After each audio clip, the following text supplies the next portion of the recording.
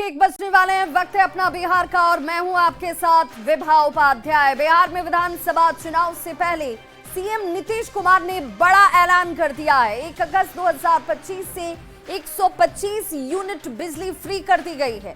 CM के इस ऐलान का अब कितने लोगों पर और कितना बड़ा असर, वो भी हम आपको बताएंगे। मुख्यमंत्री नीतीश कुमार की तरफ से ये बड़ा ऐलान इस वक्त बिहार के लोगों के लिए बिजली बिल को लेकर ये बड़ा ऐलान किया गया है, जिसमें घरेलू उपभोक्ताओं को बड़ी राहत दी गई है। ये बड़ी राहत घरेलू उपभोक्ताओं को हासिल हो चुकी है। और कब से? तो 1 अगस्त 2025 से बिजली बिल जो है 125 यूनिट आप तक फ्री तौर पर पहुंचेगा। 125 यूनिट तक आपको चिंता नहीं करनी और इसका लाभ 1,67,00,000 परिवारों को सीधे तौर पर मिलता हुआ नजर आएगा। मुख्यमंत्री नीतीश कुमार ने इसे लेकर सोशल मीडिया प्लेटफॉर्म एक्स पर पोस्ट किया और जानकारी इसकी साझा की। और देखिए क्या पोस्ट किया गया।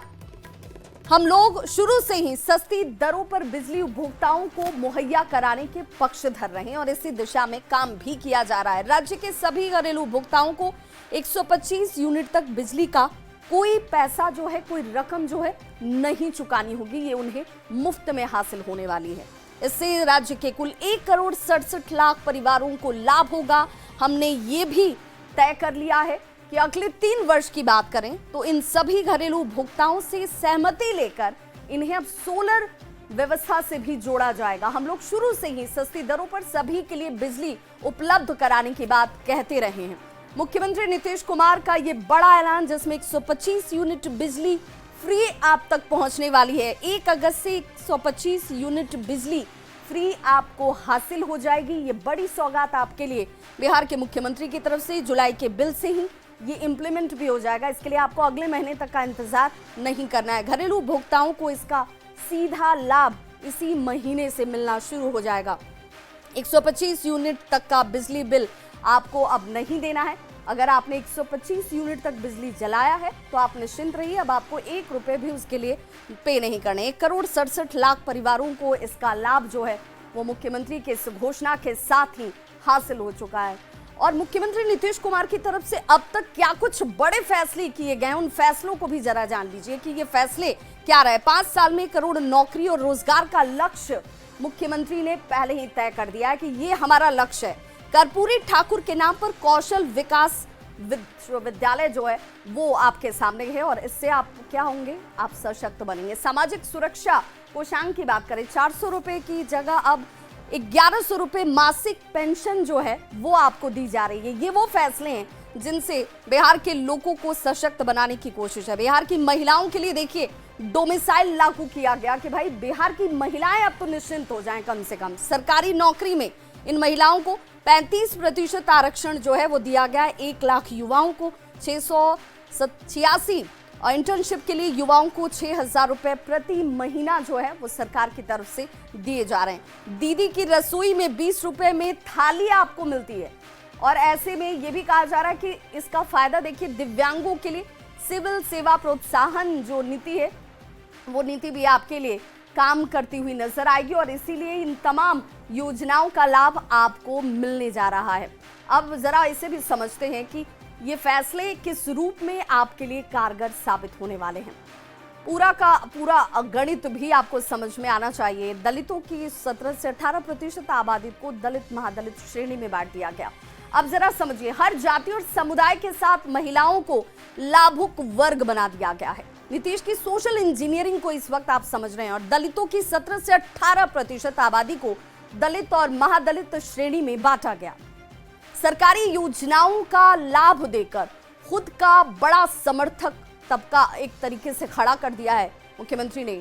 मुसलमानों में पसमानदा की सुविधाएं बढ़ाकर आरजेडी के MY समीकरण में सेंधमारी कर दी गई है।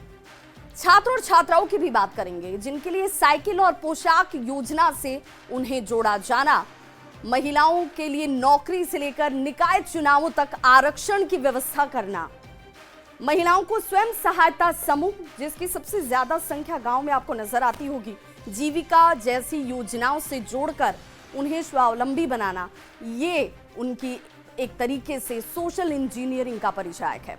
अब समझिए कि चुनाव से पहले एनडीए आखिर उत्साहित क्यों है। मुख्यमंत्री ने सभी 38 जिलों में प्रगति यात्रा कर लोगों के बीच एक बड़ा संदेश दिया। नीतीश की प्रगति यात्रा ने पूरे बिहार में एनडीए के बीच एकजुटता का संदेश दिया है।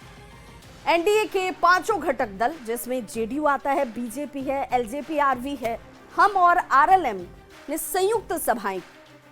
कोई कंफ्यूजन न रहे लोगों के बीच। सरकारी योजनाओं का लाभ सीधे जनता तक पहुंचाने की बात खुले मंच से सभी ने की।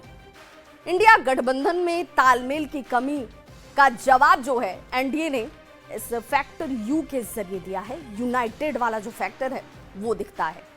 प्रधानमंत्री नरेंद्र मोदी चुनावी साल 2025 में छठी बार 18 जुलाई को बिहार भी आ रहे हैं। प्रधानमंत्री बनने के बाद प्रधानमंत्री नरेंद्र मोदी का यह 53वां बिहार दौरा होगा और पीएम के इस दौरे से राज्य के विकास और एनडीए की चुनावी रणनीति को एक तरीके से धार मिलती है, जिस वजह से एनडीए इस वक्त अपनी जीत को लेकर आश्वस्त नजर आ रहा है। और देखिए कि बिहार में 125 यूनिट बिजली फ्री किए जाने पर बिहार की सियासत देखिए इस वक्त कितनी रेस हो चुकी है।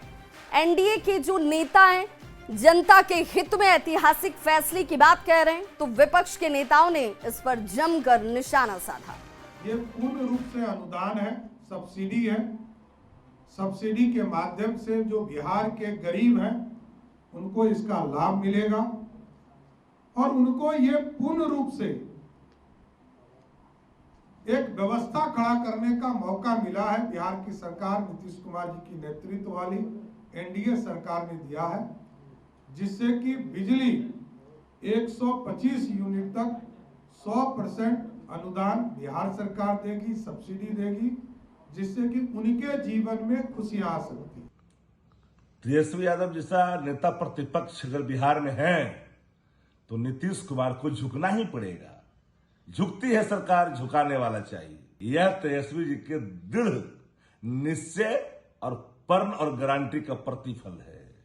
अभी रोजगार नौकरी पर भी इनको हमने तेजस्वी जी ने अपने पीठ पर ला करके खिलाया है। अभी और इंतजार करिए, माई बहन मारी योजना भी लागू इनसे करवाएंगे कान पकड़ करके।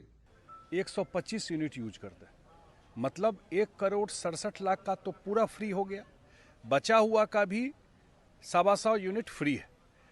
दूसरा जो पार्ट है इसका, ये फ्री सिर्फ मत समझिए, दूसरा जो महत्वपूर्ण पार्ट है वो है कि अगले 3 साल में ये सब्सिडी है, एक तरीके का पर्पस है कि सोलर एनर्जी लगभग 10,000 मेगावाट सोलर एनर्जी अगले 3 साल में खड़ा कर देना, जो जल जीवन हरियाली में बोल रहे थे। तो 3 साल में हर एक घर पर आपको सोलर पैनल लग जाए, ये उद्देश्य है। सभी को मालूम है, पूरे बिहार के 8 करोड़ मतदाताओं को और 12-13 करोड़ पॉपुलेशन को सबको मालूम है कि अब चुनाव का घोषणा कुछ दिनों में होना है। तो इसमें हम लोग बचपन में पढ़ते थे, शिकारी आएगा जाल बिछाएगा, लोभ से उसमें फंसना नहीं। तो बिहार के लोग अच्छी तरह से जानते हैं कि चुनाव के समय की घोषणाओं का क्या मतलब होता है। तो बिहार में जैसे ही 125 यूनिट बिजली फ्री की गई, उसके बाद विपक्ष को इसमें सियासत नजर आती है। विपक्ष ये कह रहा है कि ये सिर्फ लोक लुभावन वादे कर रहे हैं, जबकि सत्ता पक्ष ये कह रहा है कि हमारी कोशिश तो इससे आगे के रास्ते को तय करने की है, लोगों को सोलर एनर्जी के पावर से जोड़ने की भी है। सीवान में भी लोगों ने सीएम की फ्री बिजली वाले ऐलान का स्वागत किया। मुख्यमंत्री के इस फैसले पर लोगों में खुशी की लहर है। सीएम की तारीफ करते हुए लोगों ने मुख्यमंत्री को धन्यवाद दिया है।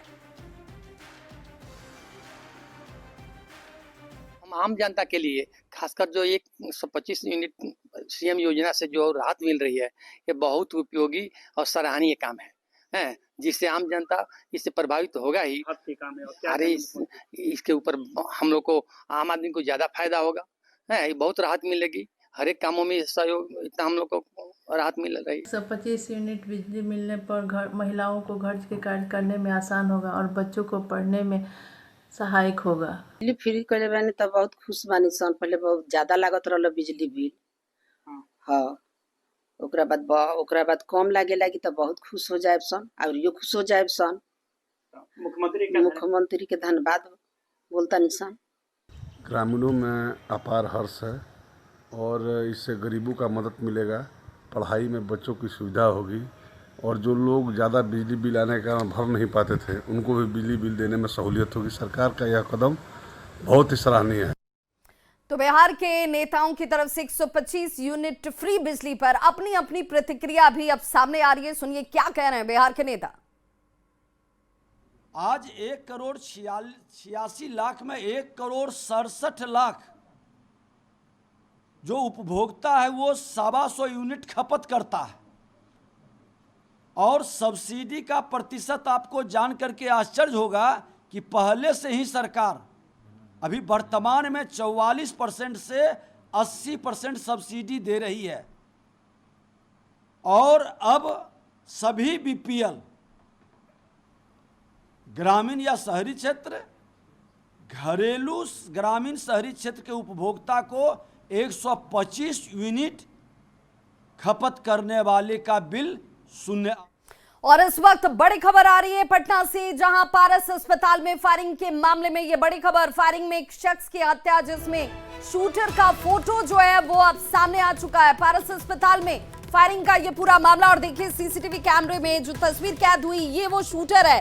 नीले रंग के ये फुटेज इस वक्त आपके सामने, नीले रंग का ये जींस और व्हाइट रंग की शर्ट पहने हुए ये शख्स, देखिए हाथों में किस तरीके से पिस्टल जो है वो अपनी जेब से निकालता है और उस स्थान तक पहुंचता है। देखिए एक नहीं चार भी नहीं, ये संख्या 5 की है। पहले शख्स ने हालांकि टोपी नहीं पहन रखी है, बाकी ये 4 शख्स के सर पर आपको टोपी भी नजर आ रही होगी और सभी के हाथ में ये पिस्टल है। और देखिए कैसे बड़े आराम से पिस्टल निकालकर ये शख्स उस रूम में पहुंचते हैं जहां पर कमरा संख्या 209 आपको दिख रहा होगा, लेकिन आपको दूर दूर तक पूरे इस प्रीमाइसेस में कोई दूसरा शख्स नजर नहीं आ रहा होगा। लेकिन एक शख्स देखिए कैसे एक करके ये 5 जो हैं उस कमरे में घुसते हैं और कमरे में घुसने के बाद ताबड़तोड़ फायरिंग की जाती है। एक्सक्लूसिव तस्वीर है इस वक्त आपके टीवी स्क्रीन पर और संवाददाता संजय हमारे साथ इस वक्त ज्यादा जानकारी के साथ ऑनलाइन पर पटना से जुड़ गए। संजय, बड़ी विडंबना वाली तस्वीर और पहले जरा तस्वीर देख लीजिए, ये वो वीडियो है जिसमें घटना को अंजाम देकर ये 5 शख्स, जिसमें ये 5 शख्स उस कमरे में पहले गए, गोली चलाई और उसके बाद फरार होते हुए नजर आए।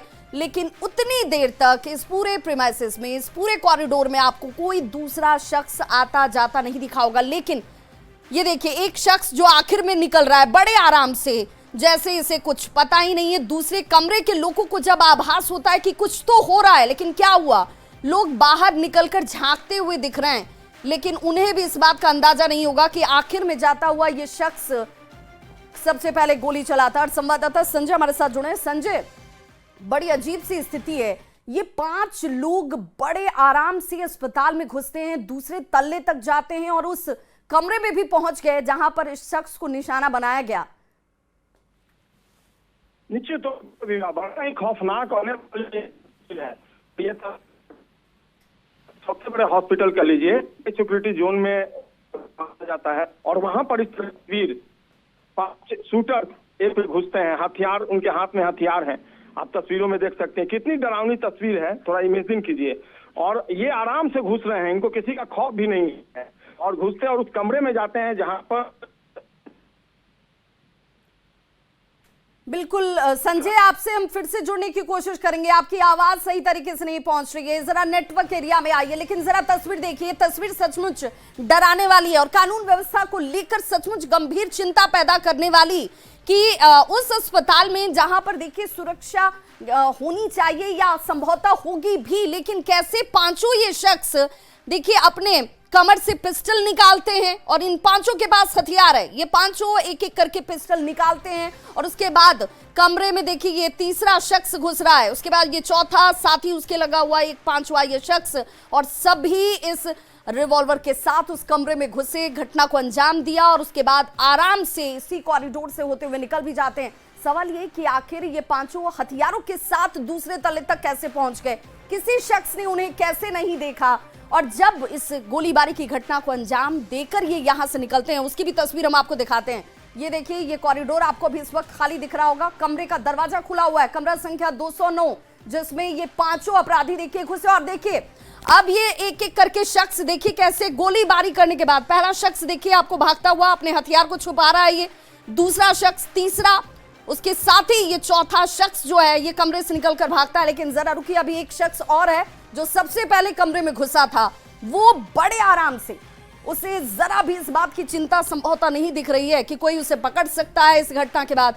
और देखिए ये बड़े आराम से निकलता है। लोग दूसरे कमरे से, सटा हुआ दूसरा कमरा जिसमें दूसरे पेशेंट्स होंगे, उसके जो साथ के लोग होंगे, वो बाहर कॉरिडोर में झांकते हुए दिख रहे हैं कि आखिर ये क्या हो रहा है। गोलीबारी की आवाज सुन दे रही है। संजय, आखिर अस्पताल में सुरक्षा के नाम पर कुछ है या नहीं है? पांचों शख्स हथियार के साथ दूसरे तल्ले तक कैसे पहुंच गए? बिल्कुल विभा, आप जो बता रही हैं कि ये कितनी खौफनाक तस्वीर है, डराने वाली तस्वीर है।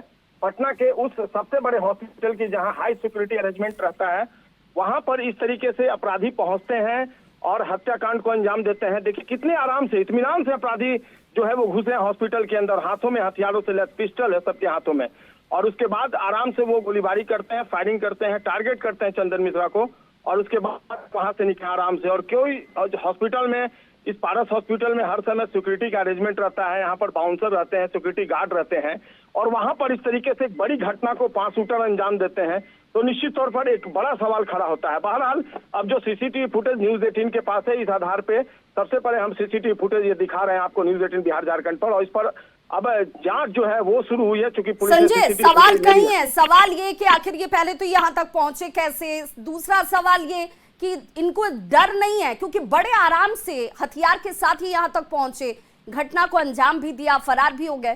कैमरा, जहां पर ये निरीक्षण के लिए कैमरे लगाए जाते हैं, वहां पर भी एक शख्स की ड्यूटी होती है, तो क्या खाना पूर्ति सिर्फ हो रही है कि कोई भी आए, घटना को अंजाम दे और फरार हो जाए? नहीं, हॉस्पिटल जो एडमिनिस्ट्रेशन है उसकी माने तो इस पूरे मामले को गंभीरता से कई लोगों पर कार्रवाई रिलैप्सेस हुई है उसको लेकर, लेकिन सबसे बड़ा चैलेंज पटना पुलिस के लिए बन गया। शूटर्स की पहचान कर ली गई, जाहिर सी बात है जिस तरीके से तस्वीरें आई है वैसे में शूटर्स को पहचानना पुलिस के लिए कोई बड़ी मुश्किल नहीं है, और पुलिस जो है वो जो तस्वीर, जो वीडियो संजय हम दिखा रहे हैं, आखिर में जो शख्स अस्पताल से निकल रहा है, क्योंकि पहला घुसने वाला शख्स भी यही था, देखिए बड़े आराम से, जैसे कैमरे का भी डर नहीं है, कोई देख रहा है तो देखने दीजिए। सवाल ये कि दिन के उजाले में पूरे अस्पताल में कोई डॉक्टर नहीं, कोई नर्स नहीं, कोई स्टाफ नहीं, और 5 लोग जैसे इन्हीं का ये अस्पताल हो, बड़े आराम से घुसे, इन्हें कोई चिंता ही नहीं है कि भाई कोई रोकेगा टोकेगा। सीसीटीवी फुटेज से हर समय निगरानी होती है उस हॉस्पिटल में, और इसने एक प्राइवेट रूम ले रखा था जहां इसका इलाज हो रहा था, और उसी कमरे में जो आईसीयू पार्टी कमरे में अपराधी घुसते हैं और आराम से घटना का जो हत्याकांड है उसको अंजाम देते हैं और आराम से वहां से निकल जाते हैं। बहरहाल मैं आपको बता, इसको बहुत हो चुका है कि किस गैंग से इनका ताल्लुक है और किस तरीके से इस घटना को अंजाम दिया गया है। अच्छा, ये जो दिख रहे हैं ये 5 शख्स, इनके बॉडी लैंग्वेज को देखकर लगता है कि ये प्रोफेशनल हैं, ये शूटर्स हैं, जिन्हें ये टास्क दिया गया था कि भाई आप इसे पूरा करें और उसके बाद वापस लौटें। एक से चूक हो जाए तो दूसरा, दूसरे से चूक हो जाए तो तीसरा, 5-5 है यहाँ। मतलब एकमात्र मकसद था कि चंदन मिश्रा की हत्या करनी है। एक साथ इतने सारे शूटर्स पहुंचते हैं, सभी के हथियारों में आप देख रहे हैं पिस्टल है, हत्या कर देनी है, और क्योंकि किलर रहे हैं जो प्राइवेट फेस पटना पुलिस है, इसलिए पटना पुलिस ने इनको जल्द ही और इसके लिए छापेमारी भी शुरू हो गई है। बक्सर में भी शुरू हुई है, पुलिस चल गई है छापेमारी के लिए। देखना होगा पुलिस कब तक इनको पकड़ पाती है। आइडेंटिफाई हो पाए क्या ये 500? क्योंकि चेहरा तो ढका नहीं है इन लोगों ने, डर तो है ही नहीं। जी बिल्कुल बिल्कुल, और यही कारण था कि पटना एसएसपी ने भी कहा है कि इनको आइडेंटिफाई कर लिया गया और बस अब इनकी गिरफ्तारी जो है वो होनी है। देखना होगा कब तक ये गिरफ्त में आते हैं, चूंकि लिए जरूर मुश्किल नहीं जिनको प्रोफेशनल क्राइम को अंजाम दे चुके हैं। हॉस्पिटल की तरफ से कोई बयान आया क्या कि आखिर आप क्यों चला रहे हैं? अगर हॉस्पिटल चला रहे हैं तो फिर यहाँ तो किसी की भी जान सुरक्षित नहीं है भाई। लैप्सेस तो है और पटना पुलिस ने कहा कि इसकी भी जांच करवाई जाएगी कि लैप्सेस कहां से हुआ है। हॉस्पिटल में अगर इस तरीके से हत्या की कोई वारदात हो, भले ही जिस शख्स की हत्या हुई हो उसका क्रिमिनल बैकग्राउंड रहा हो, लेकिन हॉस्पिटल में लोग अपनी सुरक्षा को ध्यान में रखते हुए आते हैं, उनका इलाज होता है और वहाँ हाई प्रोफाइल जो हॉस्पिटल है उसमें लोग जाते हैं। चिंता की बात तो संजय इसके आगे भी है कि भाई जिस प्राइवेट कमरे में ये शख्स इलाज करवा रहा था उसके ठीक बगल में और भी कई लोग हैं जो इस घटना के बाद दरवाजा खोलकर देखते हुए भी नजर आए। अगर ऐसी घटना में खुदा न खास्ता उनकी भी जान चली जाए तो कौन जिम्मेदार होगा? एक बात और, तो पुलिस भी साथ में होती है, तो क्या इनके साथ कोई पुलिस कर्मी नहीं थे? अगर वो पुलिस कर्मी थे तो उनकी ड्यूटी कहाँ थी? परिवार के साथ ये जरूर आए थे, लेकिन पेरोल पे ये भागलपुर जेल से रिहा किए गए हैं, तो पेरोल में इनके साथ सुरक्षा करने तो वो सुरक्षा, उसके बारे में भी पटना पुलिस लेने की कोशिश की जाएगी। संजय जरा ये भी बताइए कि जिस वक्त इस शख्स का इलाज यहाँ इस कमरे में चल रहा था, क्या परिवार के लोग अंदर कोई था या नहीं था? परिवार की तरफ से किसी के होने की कोई जानकारी? देखिए, पटना पुलिस के जो आलाधिकारी हैं उनसे जो न्यूज 18 की बातचीत हुई, उन्होंने कहा कि इसको फैमिली के साथ द्वारा लाया गया था, लेकिन एक बड़ा सवाल यह है कि फैमिली तो आई थी लेकिन ये पेरोल पे रिहाई हुआ था, इसकी रिहाई नहीं हुई थी, तो पेरोल में पुलिस भी साथ में रहती है, तो वो पुलिसकर्मी कहाँ थे? उनकी ड्यूटी कहाँ थी? क्या वो उनकी सुरक्षा के लिए नहीं थे? तमाम तरह की बातें हैं जिस एंगल पे पुलिस ने जांच शुरू कर दी है। और जितने कॉन्फिडेंटली ये पांचों अपराधी ठीक उसी कमरे पर आकर रुकते हैं, फिर वो एक तरीके से उस कमरे के नंबर को पढ़ते हैं, इन्हें पूरा इंफॉर्मेशन था, पूरी जानकारी थी कि पारस अस्पताल के दूसरे माले पर 209 नंबर का कमरा है जहां पर ये शख्स मौजूद है, वहीं जाना है। बिल्कुल बिल्कुल, और रेकी भी की गई थी। जो एक्टिविटीज दिख रही है इससे साफ तौर पे पता चल रहा है कि वो कमरा नंबर कहाँ है। जो शूटर थे उनको पहले से पता था, तो जाहिर सी बात है पहले से रेकी की गई होगी, इसलिए बहुत इत्मीनान से वो आते हैं और अपने जो हत्याकांड उसको अंजाम देते हैं और आराम से यहाँ से चलते बनते हैं और चले भी जाते हैं, और उसके बाद ये सारी चीजें वो स्पष्ट होती है। बिल्कुल संजय, देखिए अब ये इस पूरे मामले में कई लैप्सेस हैं क्योंकि अपराधी लिफ्ट का भी इस्तेमाल नहीं करते, ये सीढ़ियों से उतर कर जाते हैं, तो भाई इतनी देर तक किसी को इनके बॉडी लैंग्वेज को देखकर भी शक नहीं हुआ कि आखिर ये 5 लोग अचानक से अस्पताल में क्यों दौड़ते भागते हुए दिख रहे हैं? इन्हें रोका जाए, इन्हें पकड़ा जाए। इस बड़ी खबर पर लगातार हम बने हुए, एक छोटा सा अंतराल, फौरन होंगे वापस और